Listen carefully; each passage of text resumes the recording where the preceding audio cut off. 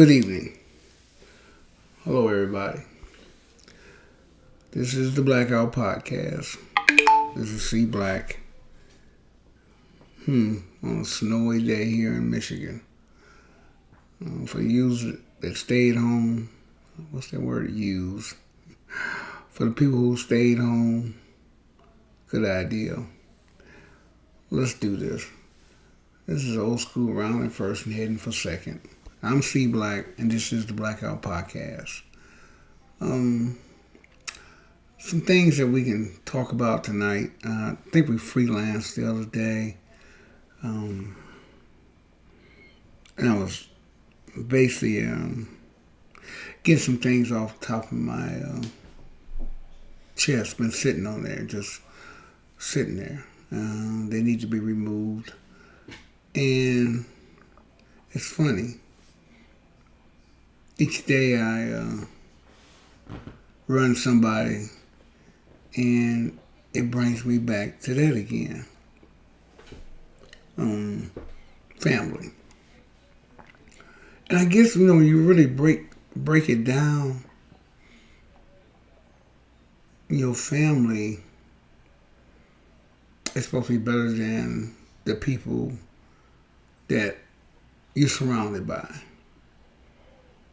Now, there's always a circle, there's an inner circle, and there's a small circle. How big is your circle? How big is your tent? Do you allow everybody in your tent? That's probably a problem. Only a few selected few can come into the tent and sit down, have a discussion, be invited over the house, go break bread with them. So you make adjustments to make sure everybody doesn't get into the tent or invite into the tent, that you have the ones you want there, a select few. Because the bigger the tent, the bigger the problem. Now,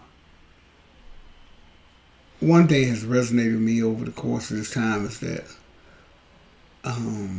everybody has family problems. And you trying to figure it out. I guess the one thing that has been essential for me is cutting the cord. I've talked to quite a few people, and they like, in my tent, yeah, but outside the tent, no. But people don't cut the cord. And I think we discussed that before.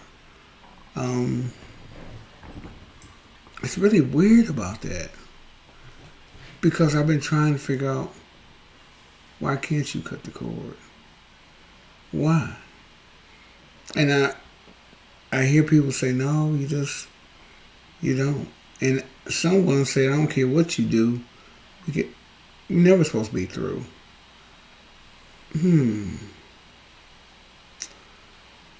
Let's see. Can we dive into that can we just dive into that really?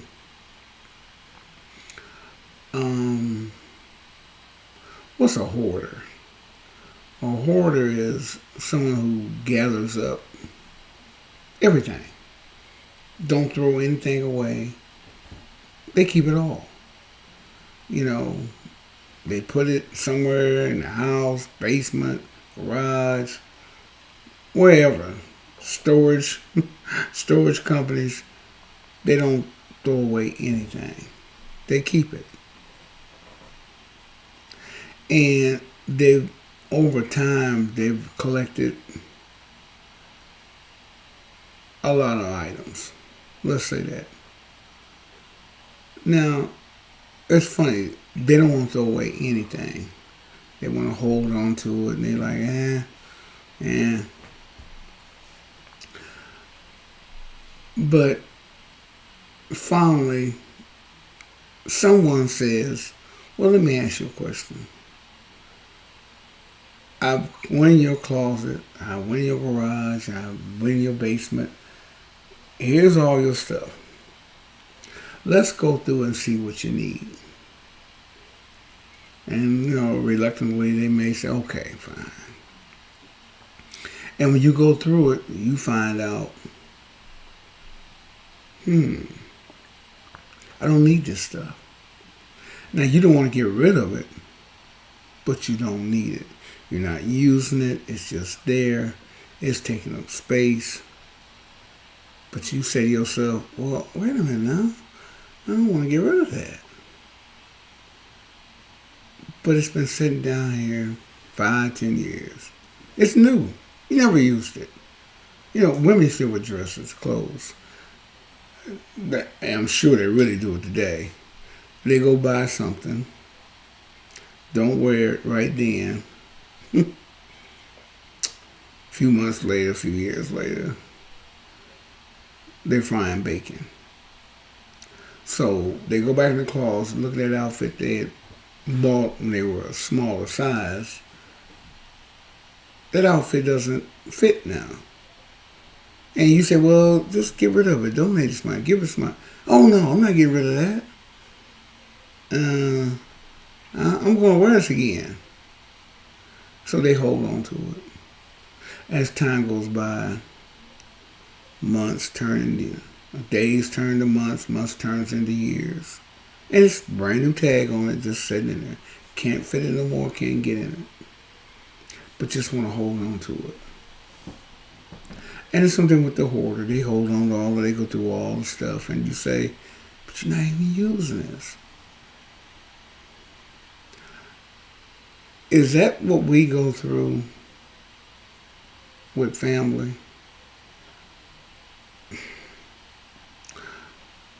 You don't want to get rid of because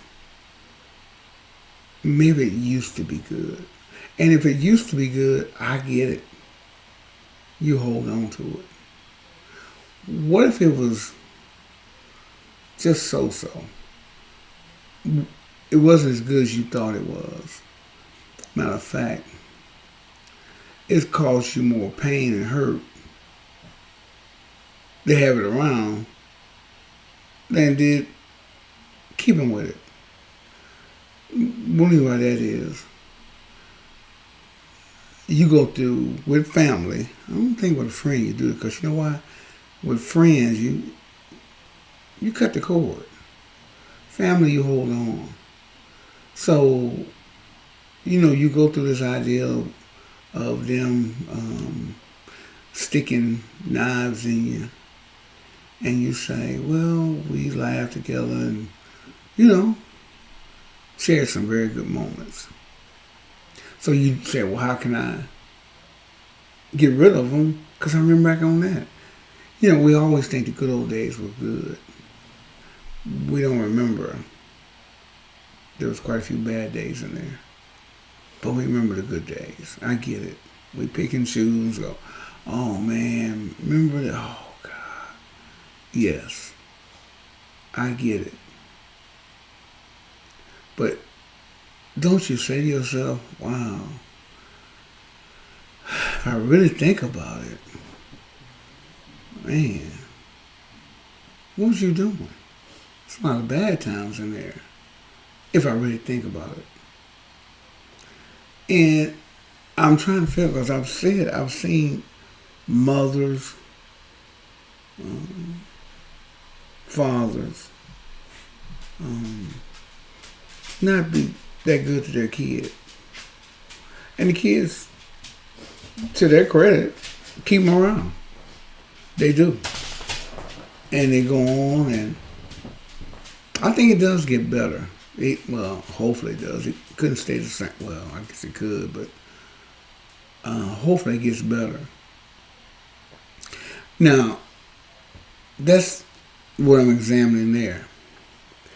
So you stuck around, you wait till it got better. It got better. So why wouldn't you have the same mindset that in time it will get better? You just buy time, you just stick around. You say, well, what do you do about that? I've always said, just me, I watch these mothers and I watch these fathers, and it's just me now. I wouldn't be a part of them. Some of the things I've seen them do, um, say, do, I don't think they're supposed to be in your life. I think you're supposed to like, hey, listen, care about you, love you, but I'm gonna treat you with love from a distance. If I need to be there, I'm there. But I don't want to hang around. I don't want to go out to dinner. I don't want to go to the movies. I don't want to take trips. Because what I'm really trying to say is, if they're not a good person, and it's your mom or dad, or why do you have to succumb to that? Why do you have to say, well, I know they're rotten, but don't you think you're supposed to hold them accountable? Shouldn't they be accountable for their actions? Shouldn't you say, wait a minute, man, it's horrible. Now, if y'all sit down and have a conversation like that, where they actually can look in the mirror and say, I am awful, I am horrible, okay. But if you're going to look in the mirror, and when you look in the mirror, you want to say, well, did you look in the mirror? There's a whole laundry list of stuff that you've done. You was not a good parent. You were not a good father. You were not a good mother. How do you get a pass on that? Why should I have to say, well, that just, you only get one mom, you only get one dad, you put up with that. Now, I guess I'm speaking out of what they say, both sides of my mouth. Because it's easy for me to talk that way, because with me, I thought my parents were outstanding. There was Harold and Emmett, known as Short Man and Irene. Plenty. For me, I never went through that where I was like, wow, my parents were, ooh. Everybody I know flocked to our house. Everybody I know, cousins, at one time stayed at our house, lived there.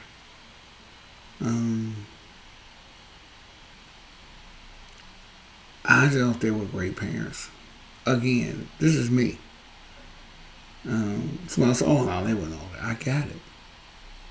But for me, they were great parents.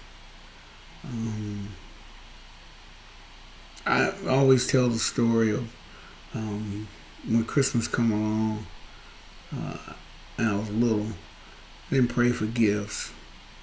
I didn't pray for a puppy. I didn't pray for a dog. I didn't pray to give me the best toys. I remember one Christmas, I just moved here. I didn't get anything. Nothing. I didn't get a toy soldier. I think a bag of toy soldiers at that time was 99 cents. The little plastic green soldiers, you stand them up. Some have a rifle and some have a hanging aid. But I think you get a bag of those for $1. I think. I didn't get one of those. Just moved here, relocating from another city. And when it came time for me, I just prayed they were still alive. I said, let that be my gift.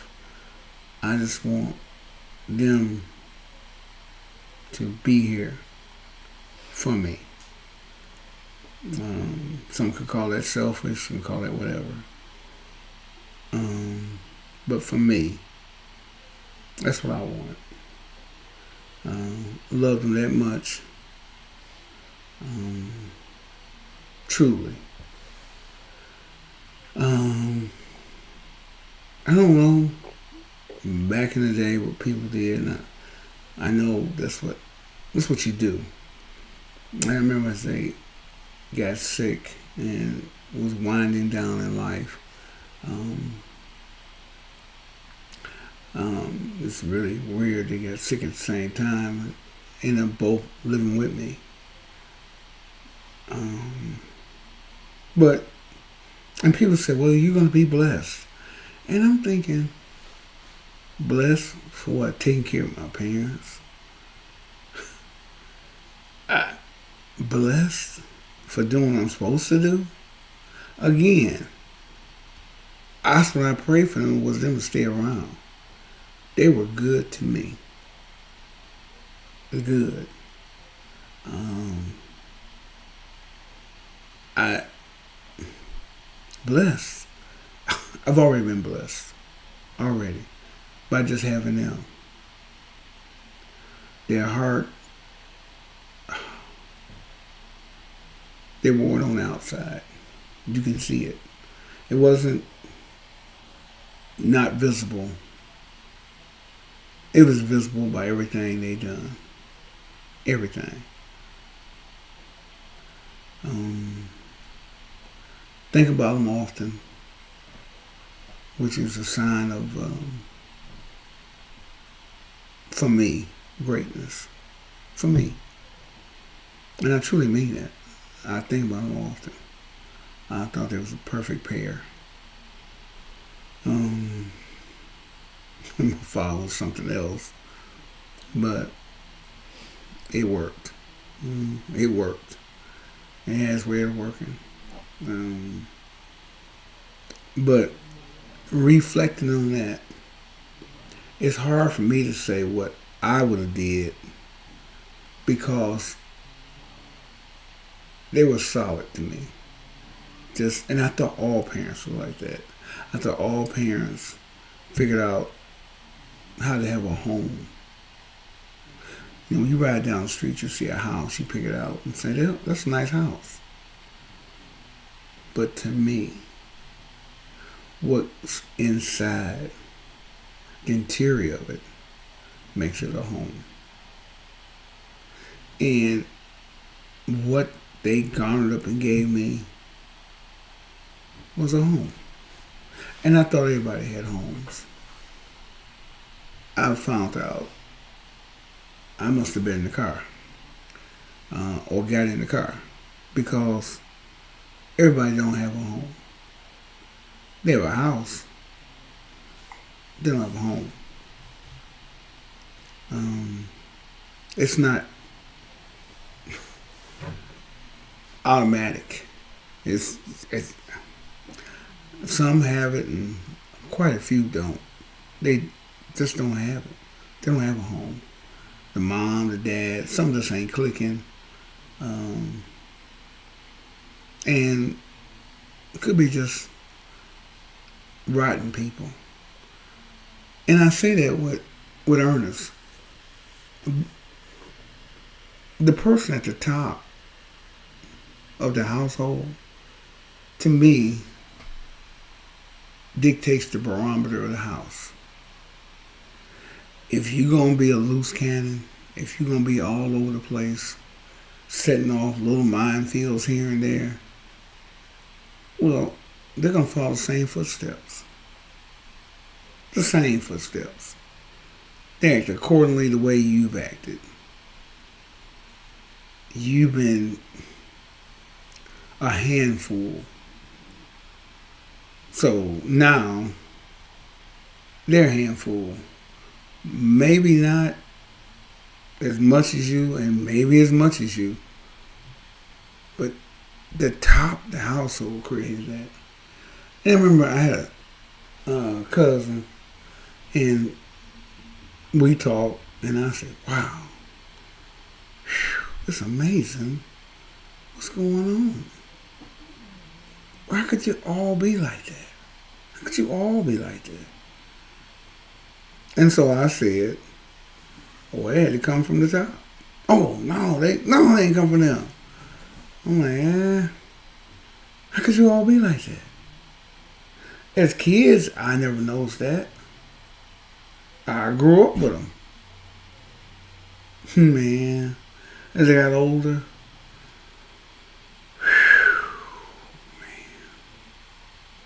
it it shows. It comes out, and you're like, wow. You just shake your head. I guess we don't know, but in time, most of the time, a lot of the times, you become who your parents are, your father or your mother. I mean, it's in your DNA. Um, it's funny when you think about that. People adopt a kid and they raise them to be in their household. It's, why do they always act like that? That's not how we raised them. But they still act like what? That's in their DNA. I got it. The transformation that you've given them, a home, they still revert back to before they got to the home. As far as they're concerned, it's a house. They just haven't changed. They're still the way. You can't figure it out. Man, I'm doing all this. I'm doing this. And they can't. They don't get it. They haven't grasped it. That's some of it. But they go back to their old DNA. Who their parents are. So I say that to look and say, again, you can't get rid of what's already there. It's there. And I guess on occasion, I have missed it. I am who my parents are. I am. Like it, can't stand it, do whatever with it. I am them. I really try to be who my mom is. My dad was a cool guy, but my mom's heart,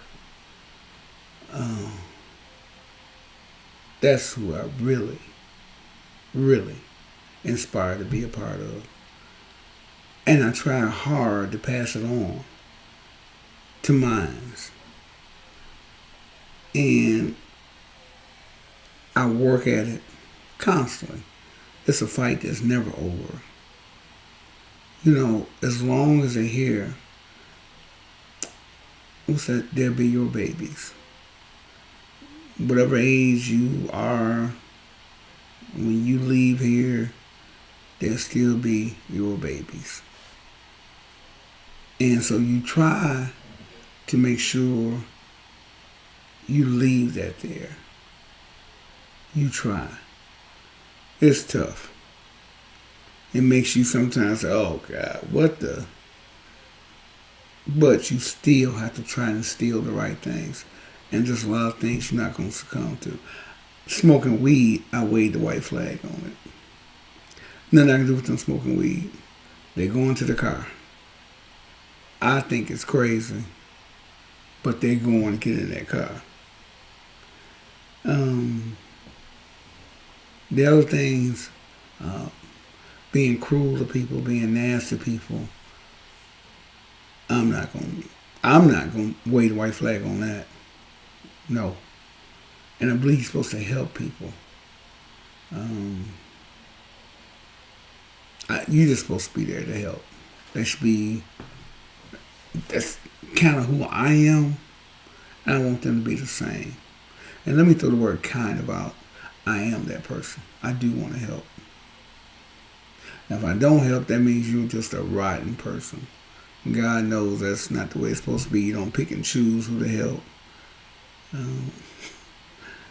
I get it, but that's a show for another time, because you're supposed to help and you want them to do the same thing.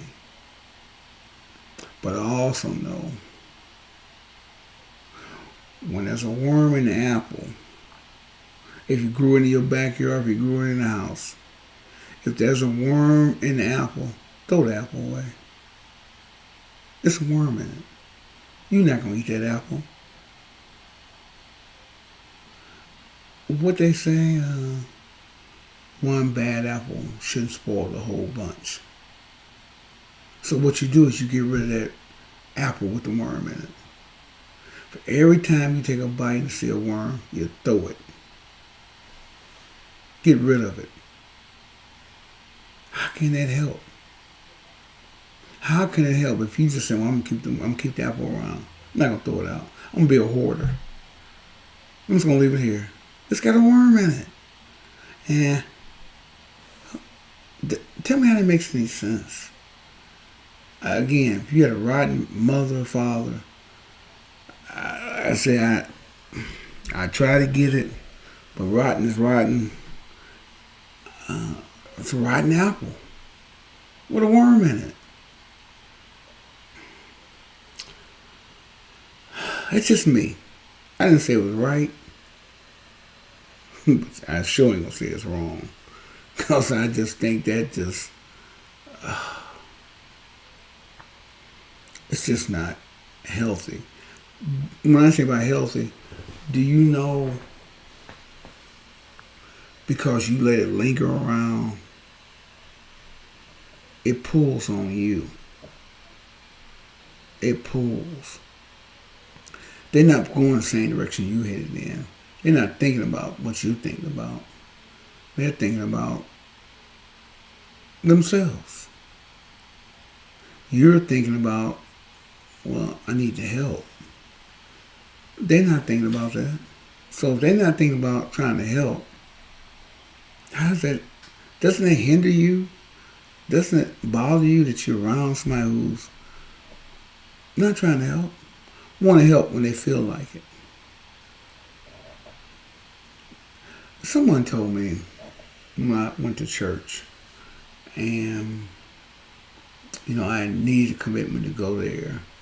And I started going. And I met some of the people in church and they said, what's wrong with them? I said, no, what's wrong with them? They've been coming for years and they haven't changed. They're still the same. And as time went on, I understood what he was saying.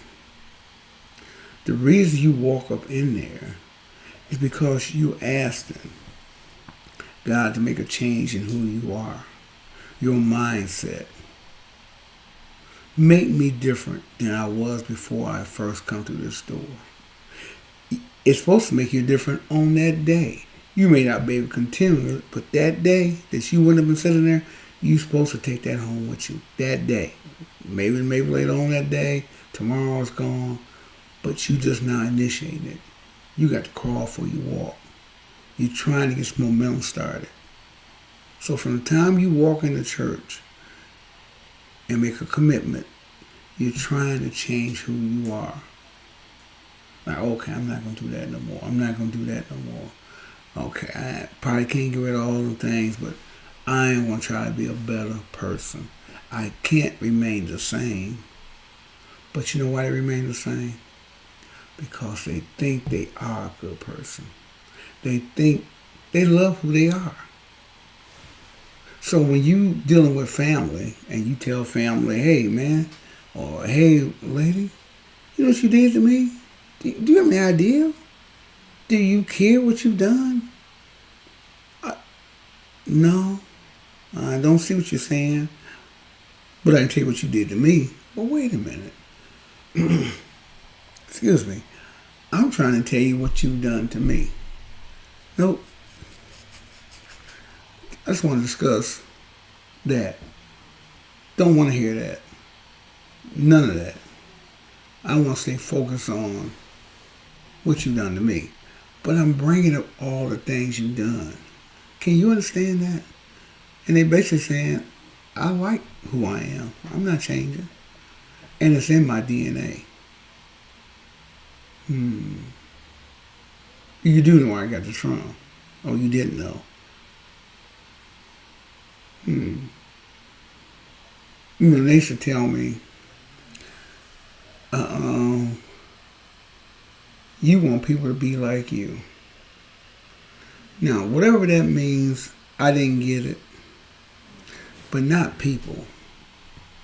Maybe I thought you. And I guess I was, no, I don't guess.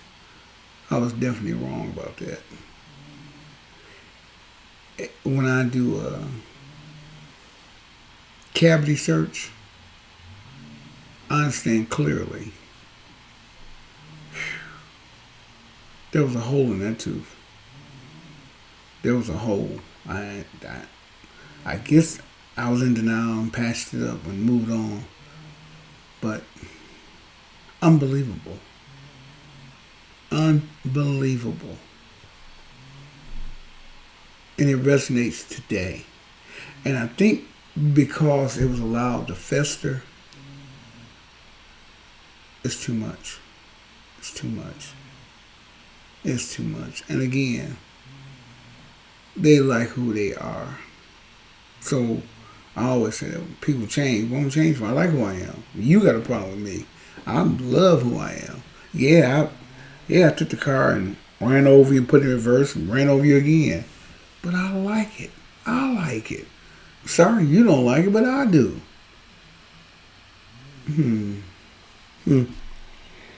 Um. Well.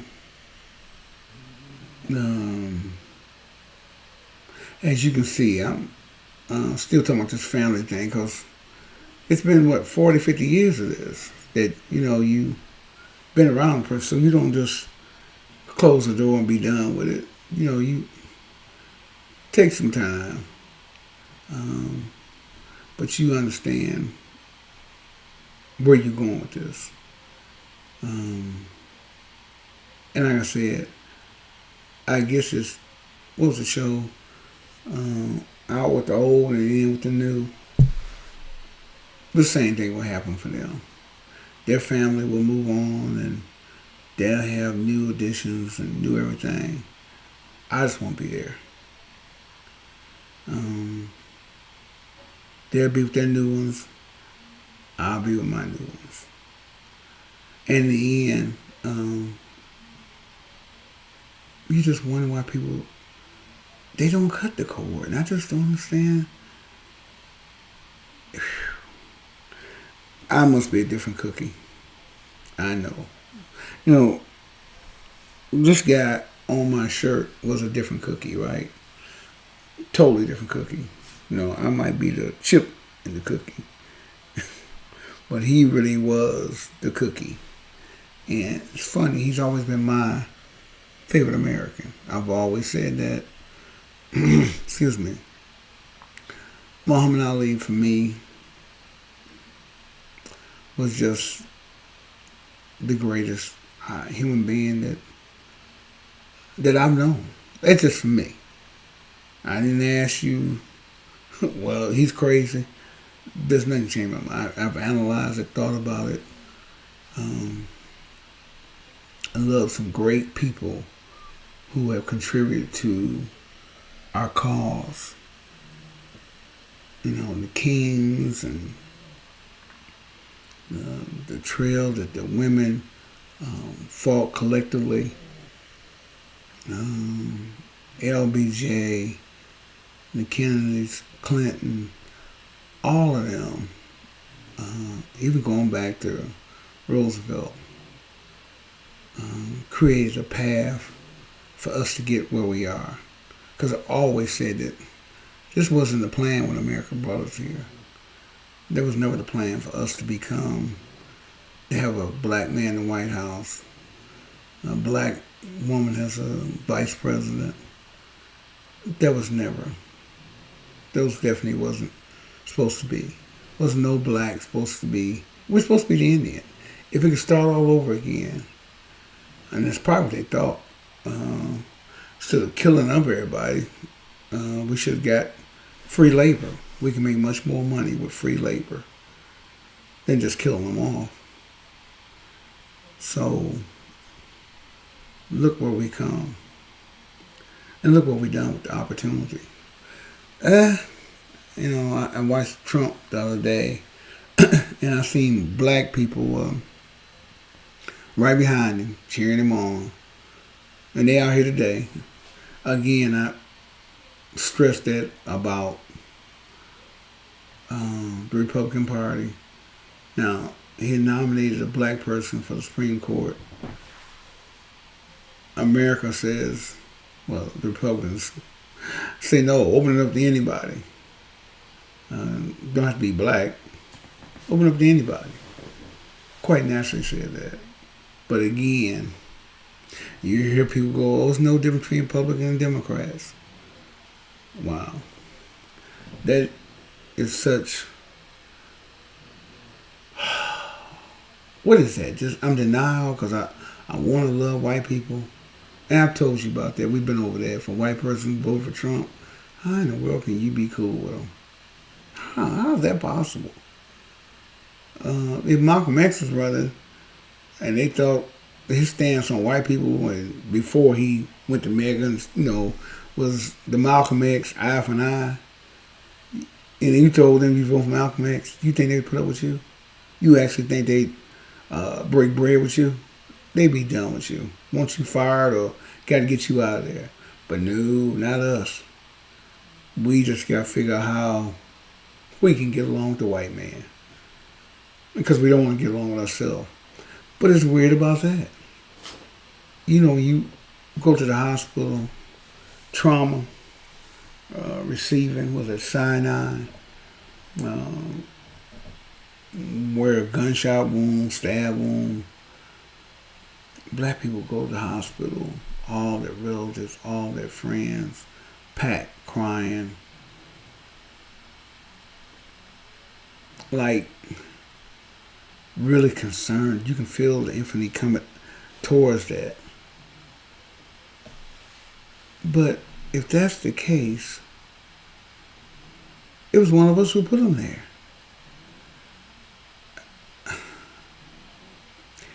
If we feel so much love and endearment to each other, why do we do what we do to each other? Our funerals,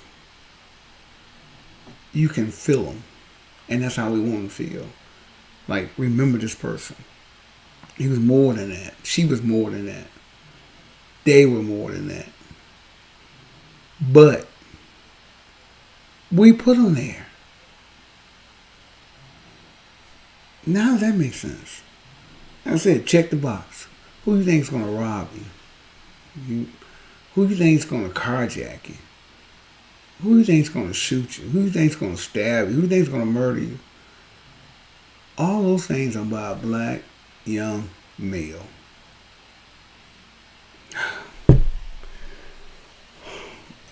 But we run to the hospital like we care. But we put them there. That make any sense?